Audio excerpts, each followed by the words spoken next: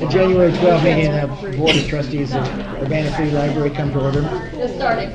Becky, will you call the roll? James bag. Anna Merritt. Here. Aho. Here. Chris Shearer. Here. Mark Netter. Here. Michael Weissman. Here. Seth Scheid. Here. Jeff Bennett. Here. And Bill Brown. Bill will be here, but he's late. Are there any additions, corrections, or modifications to the agenda for tonight? Hearing none, we'll move on to, do I have a motion to approve the agenda? So moved. Is there a second? Second. All those in favor say aye. Aye. I don't know that there's any executive session to be called for. Public comment? There is one. There is one? Okay. We've got the minutes. Oh. The minutes to previously Right. closed session. Yep. You can call for that when we're ready. But that will be a closed session. Mhm. At the end of the meeting. So do we want to call for it now? No. No, let's do it at the end.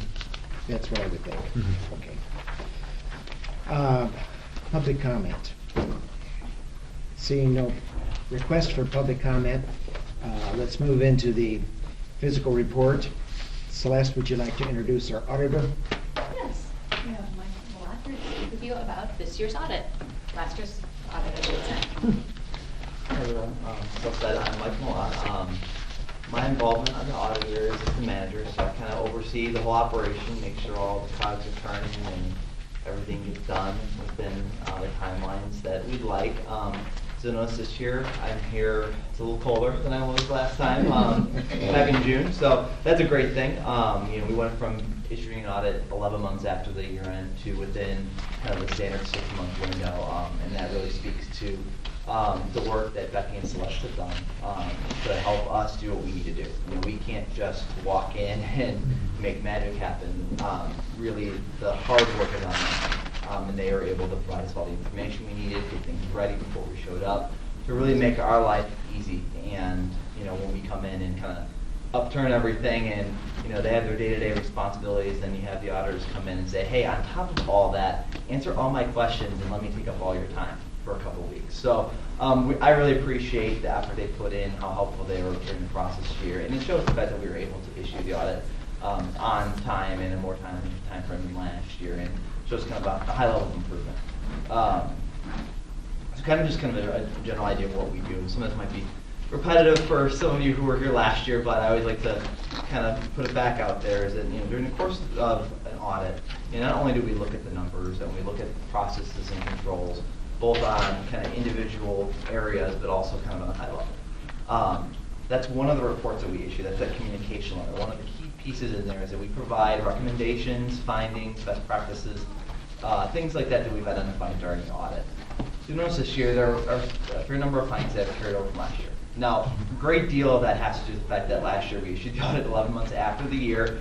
There's not a lot of time to improve upon that within a month, given that there are a lot of limitations in terms of staff size and really the abilities of the library to incorporate some of the recommendations we have. It's a process, it's a multi-year process. For much larger organizations, not much less smaller business offices like you have.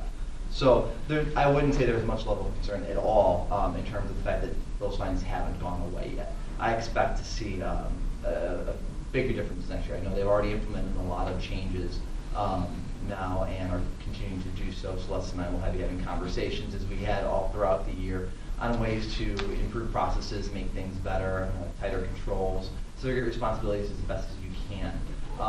There are some things that are unfortunately always going to be presented, always going to be there, just due to the nature of the size of the team that really runs these processes. You have 2-3 people. The guidelines we're required to follow is an ideal. An infinite number of people doing an infinite number of things. Well, it's not necessarily a realistic thing. So, in a lot of cases, and this is not unique to the library here, it's pretty common with, I'd say, every library audit we do. There are going to be certain things that are always straightforward.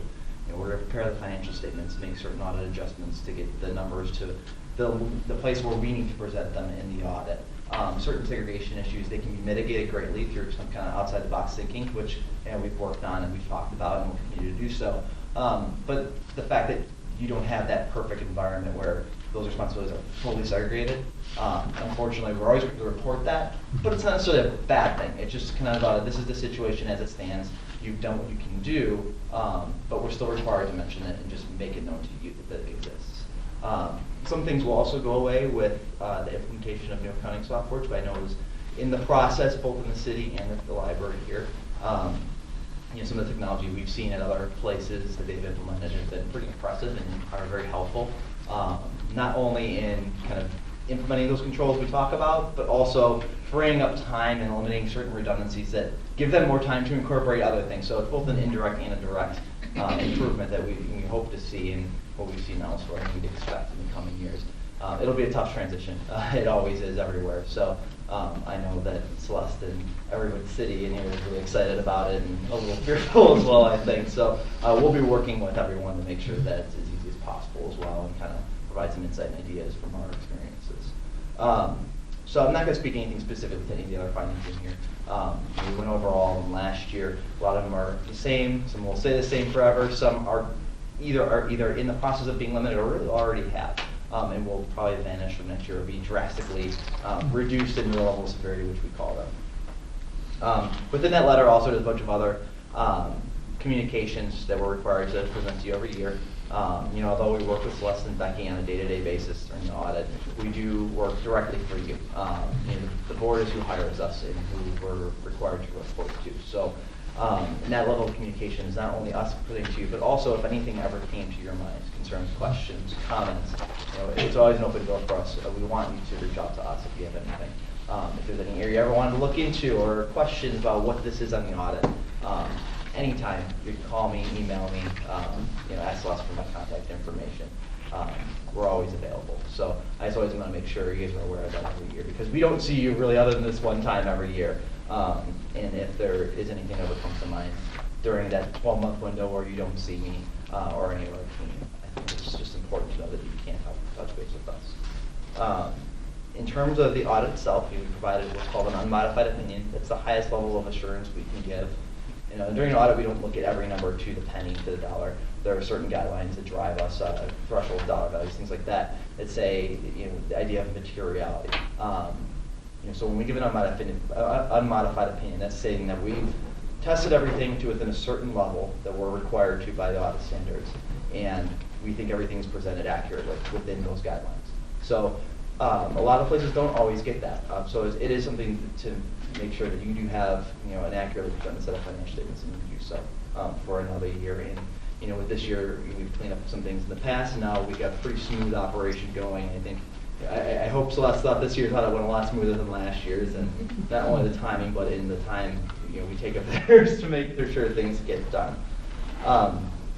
There aren't any real major things. We had some changes in the audit landscape this past year that I think for you guys doesn't really affect you at all. Related to pensions, with the libraries arrangement with the city, you guys kind of don't see the major changes that came on, and there are some changes here and there that are going to come up in the next couple of years. The governing body that kind of tells us what to do and guides accounting, they've been really busy the last couple of years, so they want to keep us on our toes. So there'll be some minor changes here and there. If there's anything of real import that's going to affect kind of how you guys read the financial statements, that's I'll present when we talk about it. I don't foresee anything too crazy going on that's going to drastically change. There are some thoughts up in the ether on the way above my pay grade talking about making some major changes, but I'm expecting that not to happen. But if it did, we'd let you guys know and kind of keep you informed of those kind of things. Other than that, there's really not much to report. I'm not going to go into any fine number detail. It's all available to you. But if you have any questions, please let me know. Okay. Thank you. No questions? So these big changes, sorry, I heard about something. Is it to do with the amount that's going to be scrutinized, that's going to get bigger or something like that? Yeah. That wouldn't affect us? So it theoretically could in the future if the current arrangement with the city changes. So basically what happened was in the past, the number that went on the financial statements, and it was that consolidated one, so those first two statements, which are called the entity-wide statements, that's where this number gets recorded. And in the past, it was kind of a past-looking. It looked back and didn't look forward in the number it was. It basically, every year you have a required amount that is determined you need to contribute to the pension to fund it for future payments. And then you take your actual contributions, which could vary, could be the same, could fluctuate above or below, and you cumulatively add up that number, and that's the number that went on your statements. And it was just kind of a very historical perspective. What the rules changed was getting more of a forward thinking of what do you owe in the future. It doesn't look about your past. I mean, it's affected by that, because obviously as the more you owe in the future, and what you owe in the future is driven by your past contributions. What it did, it took a relatively similar number to what had previously been presented in financial statements, way in the back, in what's called the RS, the Required Supplementary Information Schedule. It's kind of just a little footnote, not a lot of context. It's called your funding progress. And basically, it would tell you, this is the whole liability. This is what we, taking into account like present values, this is how much we owe over the next 100 years for pension benefits. And then it would take, this is how much we've accumulated in funds so far, in market value investments, things like that. And that net number, that unfunded number, would just kind of sit there in the back and say, hey, this is how much is unfunded. And most pensions have an unfunded number. In Illinois in particular, I haven't seen any that are fully funded. And there's theories as to whether you fully funded or not. That's not something I would ever get into, but there are ideas behind that. What the standard does, it basically takes that unfunded number and throws it on the annual white statements. That's a much bigger number than what would normally be on there. Cumulatively, you'd say it's almost like your minimum payment on a credit card. If you have $100 balance, but you're only owed 10, what used to be reported was, okay, if you paid 5, you'd have a liability of 5. Now what it's saying is if you have a bill of $100 and you only paid a balance of $100 and you only paid 5, it'd be 95 that goes on. That's kind of the analogy we like to use, is that it's not the required amount.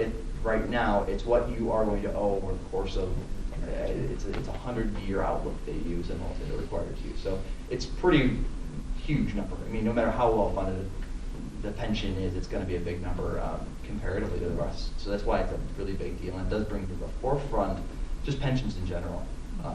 So for you guys, the only pension your employees participate in is IMRF. Now, if the city makes contributions on your behalf, you don't see that number coming up. That's the way the current stuff is, that's their liability. That's what they're seeing on their books, and they're seeing a much larger number go on those entity-wide statements than they've ever had in the past. IMRF generally has nothing. They have a required contribution, and that's what you pay. They had a couple of years where you could opt to do lower, but most places didn't. Now you're going from having nothing on your pensions at all. Now you have a giant multi-million-dollar liability, because even at a 90%, 95% funded rate, what IMRF is, it's such a big thing. We're talking hundreds of millions of dollars over the course of 100 years. Even a well-funded one has a big number that goes on your books. So that's kind of what happens with this statement, and why it's such a big deal in our world, because it's taking something that was never really a focus of the financial statements and has now made it a big, big, big piece of the pie. So that actually will be put in as a liability rather than as a footnote at the end. Exactly. All right. So that's interesting. yeah. Maybe it's in here and I just missed it, but IMRF is way much bigger than us. We're a very Yes. small Yeah. piece of this. How can you determine with any reasonableness the unfunded liability of an organization this small when it's based on what happens to the billions of dollars and people out there?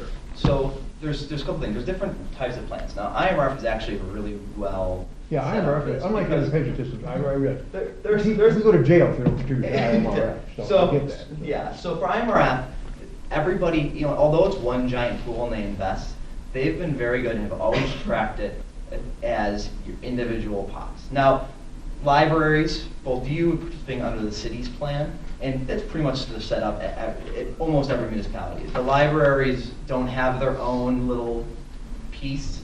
They call it, it's an agent multiple employer plan, is what they call it. So in that setup, IMRF tracks everybody individually. Even though they invest everything together and they operate everything together, each organization that participates within, and it has an employer ID with them, has their own little pool that's tracked and set aside.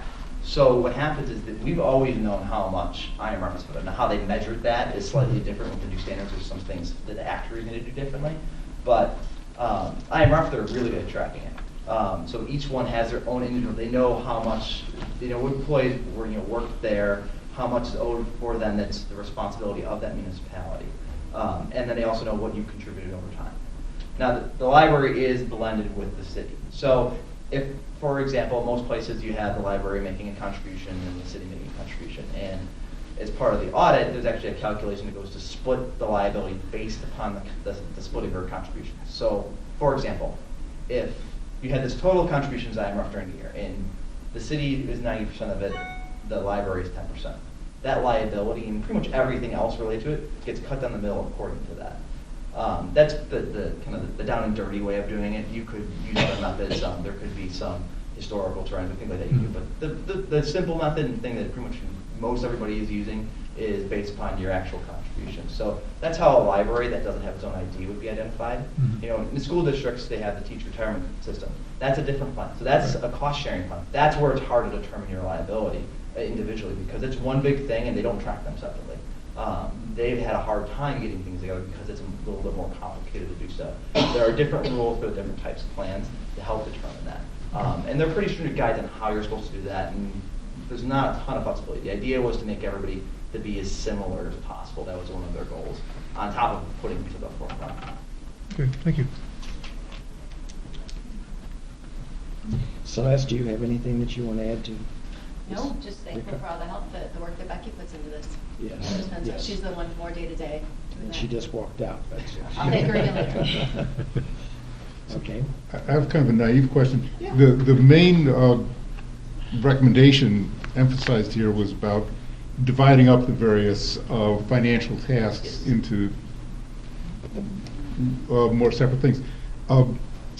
What's the main sort of general reason why that's highly recommended? And there was something about new systems of the city going to, in effect, do that. Again, it's a naive question. But You know, it's a really good question. So segregation of duties is the term we use to explain that. And the idea is, if one person does everything, there's no oversight, right? Okay. It's good. It's at control. So the more people that it's a theory of collusion. You know, if you force something to happen and it requires collusion, that really limits what can be done without someone finding out about it. Same with review. So when we think outside the box, because you can't segregate duties, it's additional review. So it's Celeste looking at something, Becky looking at something, Celeste on to make sure that it's separate set of eyes. Perfect world, she can't even touch certain pieces. So she can't take something from, okay, I have a PO or an invoice, and I'm gonna pay it through, and no one's gonna know about it. By having that separation, more people are gonna see it. It's the chance of something that's either through just accidental error or through fraud would be something that would be caught just by the fact that there are more people looking at it. That's kind of the idea behind that.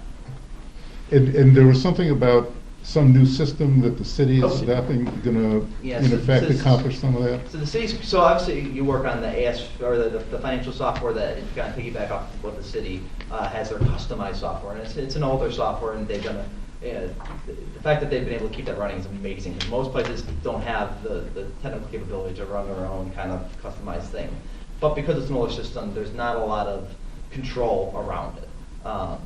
With new systems, there's approvals built into the system. So if Becky enters an invoice, Celeste has to click a button to approve it before a check or anything could ever be even processed. It would be impossible. The system's set up that way. So that's where they're in the early stages. They're still looking. They haven't decided a vendor or anything. But the softwares that most people have implemented have these kind of system controls where it won't move forward in the process unless those kind of reviews and approvals are in there. And that's kind of where the systems will help, is that it's built in, it's not some manual process that can be a little more easily overridden. Okay. Thank you, Michael. Thank you, everyone. Thank you. Take the city clerk. Do I have a motion for approval of the consent agenda, which includes the minutes and the bills? So moved. Is there a second for that? Second. All those in favor, please say aye. Aye. Okay, we have the approval of the minutes and the approval of all the bills lumped together. I probably should have said No, that. it's fine. Okay, under action items. Do I have a motion that we accept the reports that have been handed to us? We have nothing to change in it because it's a report given to us, the audit report. So moved. Is there a second to that? Second. All those in favor, please say aye. Aye. Same sign for negative. Thank you. Okay, now we have several approval of budgets. And as Celeste and I just had talked about, the budget is not defined on any particular one page. We've had separate item budgets for building fund, trust fund, library sales, and grant fund. They're all rolled into the budget on page 45 of the audit, but they're not itemized as such. Have you got one there? Well, just flipping to page 45. Okay, but those building, trust, library sales, and grants are not itemized there. They are itemized. If you look across the top, it says Oh, publication they grants, are, trust, they and are, they are, buildings. they are. So it's just, is a quick, if I can just add one quick thing. The library board approves in advance of the fiscal year the LO5, the general fund. What your finance policy says is that after the fiscal year is done, you approve the budgets retrospectively for these special funds, because we don't know what type of income or expenses we're gonna have. And our spending is limited by what the financial policy says. So your practice has been over the years, and the policy says that you approve the fiscal 15 budget after the fiscal audit has been accepted. And what the audit shows are these numbers here for expenditures and revenues for those special funds. So that's where you'll find the page, sorry, 44, not 45. No, I think it's 45, isn't it? Oh, Well, I've it got starts the at, wrong audit up here, sorry, my other audit's right here. I've got 2 years worth, just in I think it's case. 45. It was 45. We're gonna have to audit your management of the audit. For June the 15th, ending June 15th. June 30th. 30th, June 30th of 15. 2015. Yes. Yeah. Total is 254, 437. Yeah, Yes. okay, so we'll take one item at a time, I think. Is there a motion for approval of the building fund budget? So move. Is there a second to that? Second. All those in favor, please say aye. Aye. Opposed, same sign. Approval of the FY15 trust fund budget. Motion? So moved. So, Second? second. All those in favor, please say aye. Aye. Aye. Opposed, same sign. Approval of the library sales fund budget. Motion? So move. Second? Second. All those in favor, please say aye. Aye. Opposed, same sign. Approval of the grant fund budget. A motion? So move. Is there a second? Second. All those in favor, please say aye. Aye. All those opposed, same sign. Thank you. That's taken care of. Now, you have in your packet the nepotism, and there was only one word that was somehow left out. So when you saw it last time, so anybody got any discussion that they want to question? If not, do we have a motion for approval of the nepotism policy? Move it. Is there a second? I'll second. All those in favor, please say aye. Aye. Okay, thank you. I didn't call for negative. Any negative? Thank you. Budget amendment, FY16. Celeste, you need to make any remark? Mark had a question about the addition of the revenue and the expenses for the gas fund. It did change the utility line, but that wasn't shown. I highlighted, so I just wanted to show you the detail part that you can see that $33,350 was added. And taken To the away. utility, yeah. It just didn't get highlighted, my mistake, but this way you can see the detail. So the number for the total utilities did go up proportionate to that number. There you go. So we received. For this year at least, the revenue offsets the expense Yes, for this yeah, year. and hopefully the revenue is greater than the expenses, and we'll have a little bit of savings we can put aside, but we'll find out. Till now, when winter started, why we we probably had We're happy it's been a light winter so far. so far, yes. So were there other questions about the budget amendment? There are a couple of things in there, raises for staff, switching some funds in adult services to account for covering desk shifts, and for, that would back up the shifting of the departments and combining children's services and adult services to create the adult and youth services department, and then the Ameren, $33,350. Any questions about any of those lines? If not, do we have a second to that? Second. All those in favor, please say aye. Aye. Opposed, same sign. Thank you. Now, the Davis Hawk Alpha Controls proposal. We received a proposal. One of our pieces of equipment that you haven't heard about before, the box that controls how the HVAC system talks to each other. We interface with it. Actually, a gentleman from Davis Howe comes in and changes things for us on the computer in the server room when we need him to. The box in the penthouse on the roof is failing. The physical hardware is failing. It's equipment from the late 70s, early 80s. We've had it long enough that we have missed the second generation. We're now another generation past. So the good news is we got our money out of that when it was put in the 70s. The bad news is it is starting to fail. So a couple times when Dan has gone into, it's really hot on some day because it's warmer outside in December than we expected. We need to change the balance of humidity, heating, and cooling. He's gone to log in a couple of times and he hasn't been able to because the software and the hardware on the box are physically failing. So what we have just discovered is not only is the hardware failing, but the software that's on the hardware is not being supported anymore. So they gave us a quote to update the system. It's about $17,000 when you include having Davis Howe trained to be able to run the new system, which is a good system because it will allow us to not just have to go into the server room on a specific terminal, but it can be accessed by authorized people's desktops, including remotely. They could do it remotely for us. Remote. But what we discovered in asking more questions about this is there are other pieces of equipment that might need some work as well. If this system fails, if this piece of equipment fails, we still will be able to get in and change the heating and cooling in the building, but it will have to be having the Alpha Controls company come in and change it at the thermostats locally, which would take a little bit of juggling. We propose, Kathy's out of town right now, so she got the original quote, and then MC and I looked over the proposal, and were able to meet with Davis Howe, our HVAC people, as well as Alpha Controls, the software and hardware people. We talked with them, and we feel it would be prudent to wait a little bit before we make the decision to spend the $17,000. For one thing, the city is just finishing up hiring their HVAC consultant, and we would like someone to look holistically. We know that the boiler is failing. We know that the air handler is failing. We know we have two boilers, so if a boiler goes, we're still able to move a little bit. We can move air and such. But with this piece of equipment possibly failing, we brought a discussion up of, well, what else is out there? What else is from the 70s? Well, there is another piece from the 70s.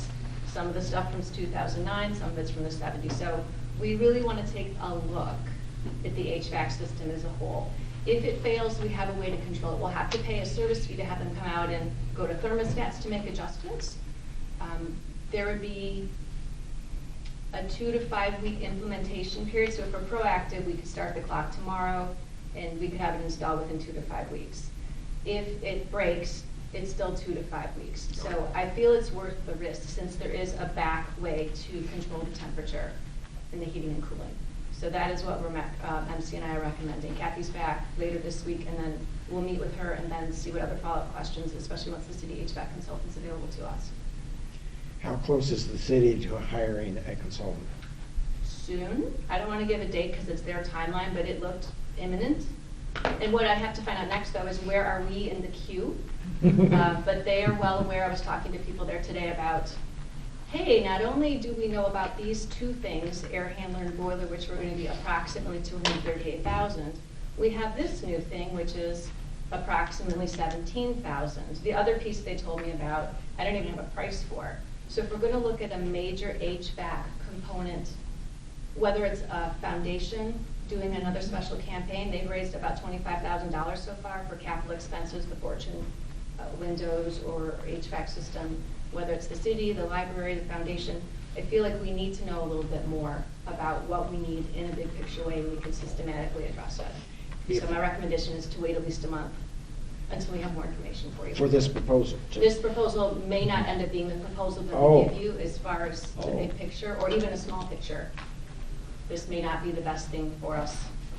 Because then maybe there's something else that needs to happen in addition at the same time, and we get a better price perhaps.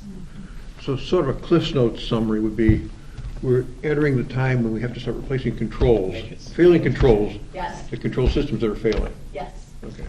Right, it sounds like you're replacing a controller with a networked controller, the fact that you'll have a ability to make changes from approved desktops or whatever. Correct. So that means you probably have more of a standalone system right now that has a proprietary connection to the server to go to something more networked. Sounds more modern. Yes. Yes. We would be future-proofed, I was told. Yes. Future. Now, are you suggesting that we think in terms of the foundation's funds to handle this in this year's budget? I don't know what the HVAC consultant will recommend. It depends how dire this is.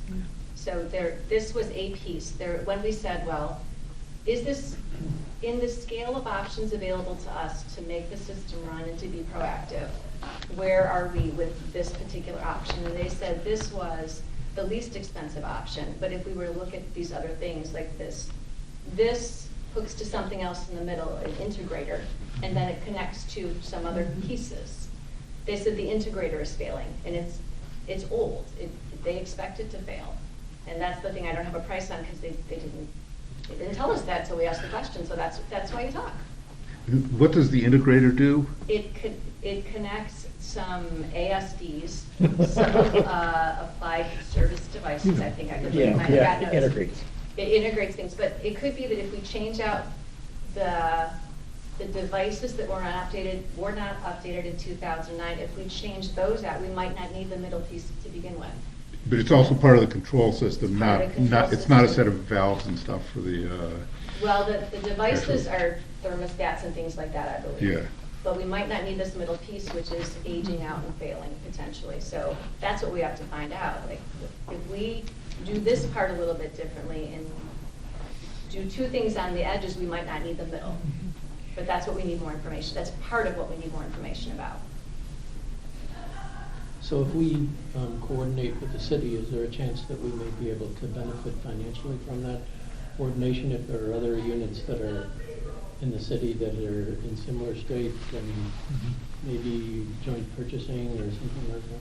Maybe? Possibly. I'm not sure if they work with Davis Houck, or I don't know who their contractors are. So that is a possibility. And they have, I think it's a chiller that they need to replace. So I know that they So that was have my other work that needs question. to They be have done. issues with their systems too. They do too. Yeah, aging buildings, aging infrastructure. So, With your talk of 5 weeks, if something were to happen tomorrow, yes. would we plan on calling a special session? Would that be of any value? So we'd have to rush through a proposal to, If something fails, we would have to call a special session because the price point is over the $10,000 that I can approve Yes. independent of you. Yes. So if something goes south, Becky and I will be on the phone to let you know. But I'm hopeful that it will last, No. even another month, I think, will give us more information, time for more conversations about how the system is set up and responsible ways to move forward. What are our options to move forward, knowing that this is a building with 3 parts? It's got a couple of stations. And we're looking into geothermal and other things, but that might be a more down the road investment. Then we still need to keep the air moving now in the building. but for those who've not been on the board, we've talked about this for a long time, and so now it sounds like the repairmen are saying it's here. Well, for the parts that were here in the 70s, certainly.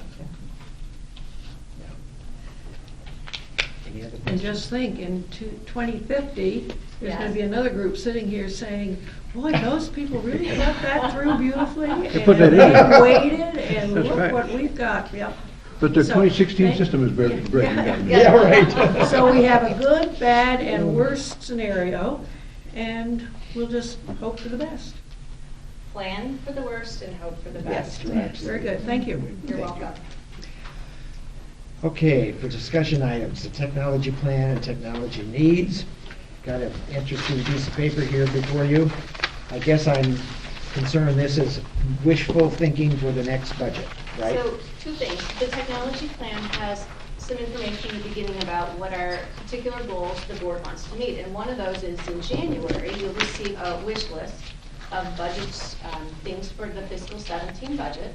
So this is a beginning, I'll sprinkle lots of salt here. This is a beginning starting point. We're really early in the budgeting process, which I was going to talk about, so we'll do that in a moment.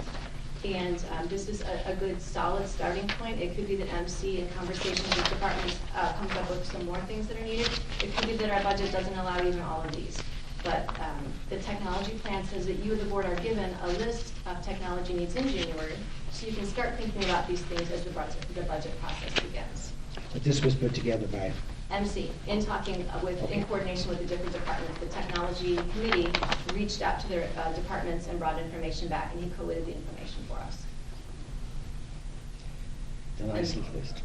It's a nice list. And also in January, you just approved the technology plan a couple months back, but it says that you discussed it. If you had any questions or comments or concerns, I wanted to make sure that you knew that this was, not that you can't discuss it in any other month, but this is the time that you have said you would put it forward if you had some things you wanted to put up there, so. You know, the one thing that has become a little bit of an issue is 3D printers, which are wonderful, and I really advocate getting them out to the public. But what's biting some people is just the supplies for them. They're a little more expensive Yes. than reams of 500 sheets of paper that you. And I think other entities are struggling a little bit with, well, do they put some of those costs on the customers for the printers? Do they increase their own materials budget? And so I think that's something that we need to think about as we go into the 3D printing realm, because the plastics and things used, they're just not that cheap at this point. Eventually, as these become as mundane as inkjet printers we have sitting in our homes, and the biggest expenses we know are the ink, that is just something we have to think carefully about. We do charge people for printouts from the computer lab. They pay 15 cents and 75 cents for black and white and color. For black and white, and just the plastics, and they can get a little more expensive. The plastics can. We are fortunate to have a partnership with the Champaign-Urbana Community Fab Lab, and we have the 3D printer here from them, and they cover the cost of the plastics. They do give that to us through grants and such that they get. So we are very lucky and fortunate to have that wonderful partnership with them.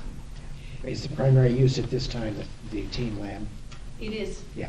It is. It's just it's a great service to the public, and especially for teens. It just really lets their imaginations fly.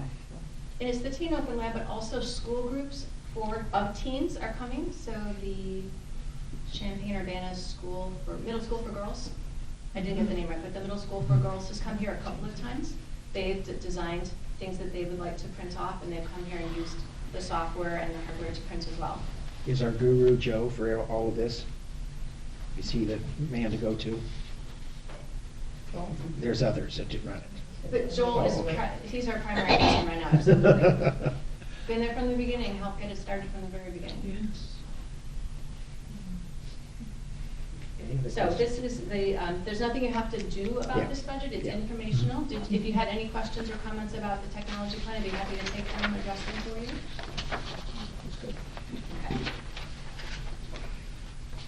And then one thing we were gonna do is talk about the budgeting process just in an overview kind of way as the budget cycle starts. Okay.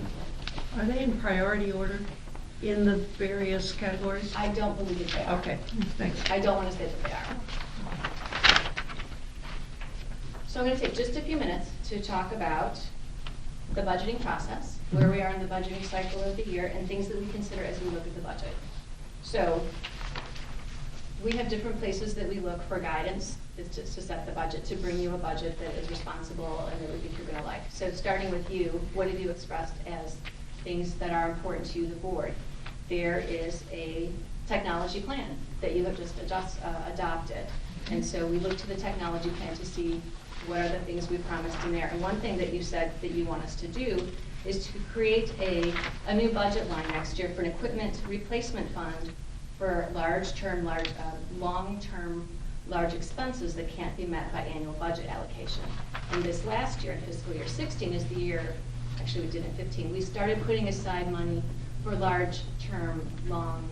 long-term large expenses, for capital expenses for the building. So right now we've got just under $30,000 set aside for that, which is not a ton of money, but it is some money. It's more money than we had set aside before. So we'll be talking with MC about, for example, if we need a new telephone system or a new security system, what are the kinds of things to expect in the next 5 years or so that we might need to purchase, and how much should we be putting aside so that when that time comes, we're prepared for it. So that's one thing that we'll be bringing to you in this budget. You, of course, have approved a financial plan that's from 2014 to 2018. And next month, I'll bring you an overview of where we are with meeting the different goals that are laid out. So some of the goals are to be prepared to handle large capital expenditures. Some of the goals are to implement RFID, things like that. So I'll be coming back to you to say, here's where we are with some of these things. There are state standards that are put out in the state standard book for libraries. They put out a couple of numbers. One number says that it's important. The state standard says the library compensates staff in a fair and equitable manner, which is something that you, the board, have said as well. So salaries plus fringe benefits, FICA, IMRF, and health insurance account for up to 70%. How much? Of the budget, up to 70%. 70. Currently, we're at about 73% for that for staff. Also, it says the library spends a minimum of 12% on materials for patrons, and we're at about 10%. So these are standards that we're not going to kick out of any club if we don't meet them, but there's something that we look at, and the board has in its financial plan actually prioritized spending more money on the materials budget. So we look to balance all these things out as we make the decisions. We have a state budget that isn't yet right now. So we are taking that into consideration. We feel, as I said in the budget amendment, I feel that with some savings we have realized, we will make it through this year even if we don't get any state aid, which I hope that we do. The other thing that's being talked about that would definitely impact the library is if the state does implement local property tax caps. And that is being considered very seriously by both parties. So the question is, when would that start? The city of Urbana is being very conscious of taxing here in Urbana versus Champaign. And our taxing rate overall is higher than Champagne's. They want to keep it as low as possible. So we want to make sure that we can move ahead and do the work that we need to do to support our community. If there's a tax cap, that would potentially limit how we're able to do that. The raises at the city next year will go into effect with further unions of 3% increase. I will be asking the city to include extra money in our budget to match what's happening at the city, but this is a time of belts tightening and such, so we'll see if they respond to that.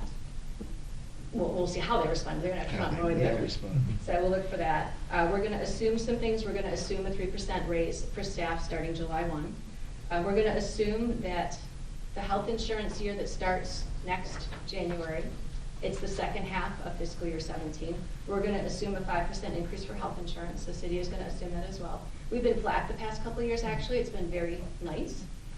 It's not the norm, though, in the industry, and so we expect at some point we're going to start seeing some increases, and we need to be prepared for that. It's in budgeting for a potential increase that didn't come that helped us out. It gave us a little bit of that buffer, so we're happy with that. We're looking at Elizabeth Hannon at the city is developing, she's the finance director. She's developing a couple-year financial outlook for the city, so we'll take a look at what she is projecting so we can use that, whether it's increasing utilities, Ameren costs are going to be going up. So long story short, there are a number of factors that we have that we look at and that we're going to take into account. What I wanted to do today is talk about a couple of the things and places that we're going to be looking so that when we bring you a budget in March that you will vote on in April, that you feel comfortable that that the library staff, as we develop this for you, that we're looking at all the things that are important. So we'll list some of these out, and there's a timeline. So the timeline runs like this. We have a fiscal year that runs from July to June. That is across a calendar year, but the taxing comes in on a calendar year. So in June, when there's a levy that's been set, in June we get 0.537% of our money. So 53.7% of our money of the levy that was set in December comes in. But we don't know because it hasn't been set until December. Come July 1, we don't actually know how much money we're going to get that next fiscal year. We can anticipate based on equalized assessed value and things like that, these trends we're talking about, but the city council approves our budget in June, but they won't set the levy that impacts the second half of the budget year till December. And you go to them in August with the annual report we submit. In August, you tell them what you want for the next fiscal year. So we're barely into the new fiscal year. It's a lot of things coming together at once. So we'll make sure that we're keeping in the loop all the different steps of the way. I encourage you to ask any questions that you got about the process. We'll talk some more next month if you have questions, comments, priorities you want to make sure you put out there. But just know that those are the kinds of things we'll be looking at as we talk across the departments to make sure that we can give you a good, solid budget. Any questions up front? Okay. Okay, thank you, Celeste. Thank you. Report of the liaison groups. Do we have anything from the Friends? They haven't met for a while, and they will not meet again until March, so. Foundation is not meeting. Heartland? Jeff? They had a meeting scheduled for today at 4 o'clock, but they canceled because their teleconferencing technology broke down, so it's been rescheduled for Thursday. So we haven't met since for the last couple of months. Okay. Chris, can I add something to the Urbana Free Library Foundation? Sure. They haven't met yet, but they'll be meeting at the end of this month, January 27th. And one thing they've been prioritizing is seeing if new people are interested in being on the board, because they always have officers that have been on there enough 2 terms in a row. So for example, Larry Jobe, our wonderful foundation president, has to go off the board because he's been on there for 6 years in a row. So they are looking for people who might be interested in supporting the library by being on the foundation board. So if you know of anyone, please contact Larry or anyone else on the board so we can make some connections and tell people more about the foundation and the amazing work it does to support us. Any additional administrative reports? I have one thing that I wanted to bring up for you. Well, 2 things. One is Rachel Valenga and Children's made a beautiful card to thank Art Mart for the donated train table. We went in to purchase a train table before they moved because the train table we have is so popular and is well loved and maybe needing to be replaced, getting a little grungy over there. They gave us the table. They just gave it to us. And it was delivered and put down, and kids were playing on it within minutes. So that was really great. So they created this beautiful card, but I didn't want to put their signatures out there for all the holdovers, so I will revisit it in case people want to see it. And then, just as a picking up loose ends from before, a couple of years back, the library board and the foundation board and people from the city were looking at the library block plan. We sit on a block. Most of the block is owned either by the city or the library. The Feegis house, the White House there, is privately owned. And then the Aller property on the corner is privately owned, but the rest of it's either owned by the city or the library. So some time was spent, some good time was spent with city planners looking at if the library were to expand in the future, where would the library go? If the library expands, what does it look like? And even if the library doesn't expand, are there pieces of property on this block that the library would want to own or the city would want to own, and what would the benefit be? How would you prioritize? So that plan never actually made it to the board or to the public for feedback. So what I recommend that we do is we pick it back up again. The foundation is interested, the city is interested, Libby is interested in it. And if you are interested, we need a member to work together to evaluate the work that was done, which was very good work, and then bring it forward to the public and to the different boards to get feedback, so then you can adopt it as a group of 3 parties interested in this area. So interesting fact you may not know, the Morrow building, which is that would be west and south on the corner, that is owned by the city in a 3-way swap that happened, exchanged when this building was being built. So that's currently owned by the city, but in 2026, it reverts ownership to the library. So just one of those interesting pieces out there that I learned in reading the plan, or the draft plan. So just wanted to put that out there, that if you're interested, maybe Chris can appoint someone to start working on that next one, or after this. They looking for one individual? I think that there was one individual before, but Okay. this is a new thing, so. You can have 2. I would think so. And I would say let's, at this point, let me know if you're interested, because I don't know who all's got time, because that's gonna take some time. It'll take some time, but there's a lot of groundwork that's been laid. Oh, yeah. I think we're in a really good place to evaluate and move this ahead. And really, that's it, as much as anything, get it in concrete rather than in theory. In terms of, I have no necessary report. Unfinished business, we have a nominating committee. You know who you are. Anna, Ho, Bill, and Anna. And as you know, when we went through the new board member swearing in, we needed a secretary pro tem. So I'd like for you to meet and have for us a nomination for next month's meeting that we would announce, and then we would vote on it the following meeting. What's the nominating committee again? Give me the names. You, Bill, and Anna. on Ho. Okay, and Bill isn't here, okay. So just, you decide when you want to get together and decide, and it's for. That is the hardest part. You can be before next month's Yeah, meeting if you you want. could Just do let an us know email. so we You can- could even do it yet tonight if you wanted to, I don't know. But Bill isn't here.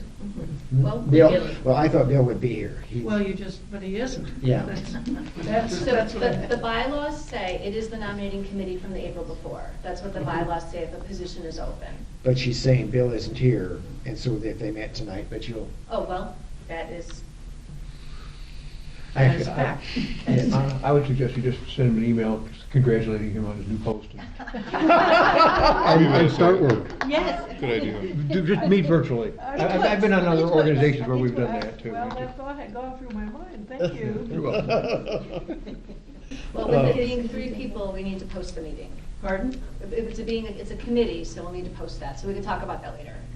Oh, you need to let her know when it's the meeting. It has to be posted publicly.